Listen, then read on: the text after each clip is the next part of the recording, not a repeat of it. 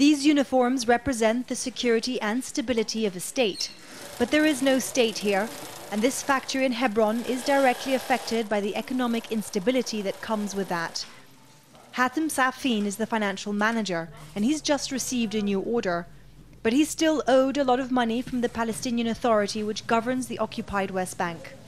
They owe us around $1 million, but because we supply to the police and security forces who represent Palestine, we feel we have a duty to continue providing for them.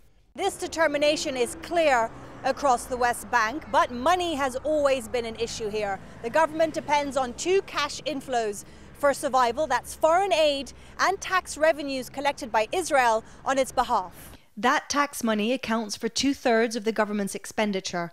Israel has withheld it before as part of a political punishment, and there is fear that in the current climate of failing talks and the Palestinians having signed up to 15 international treaties, that it could do it again. The financial challenges that faced by the Palestinian government and by the leadership is primarily imposed by the Israeli restrictions. This obviously would impact on the Palestinian economy, and this also undermines the international efforts as well as the Palestinian efforts to reach an economic development and sustainability in the occupied territories. The economic growth rate here is declining. Palestinians say they would be economically sustainable if they had open borders and full access to their land and water resources.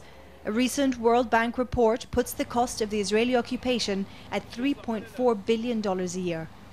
The managers of this closed factory know that too, but there is nothing they can do to change it. Other factories have had to close, but because we're not totally dependent on the government for business, we have survived, but we can't expand at the moment. And so they go on, piecing together the clothes they hope one day will represent a fully independent and economically stable Palestinian state. Stefanie, Dekker, Al Jazeera, Hebron, in the occupied West Bank.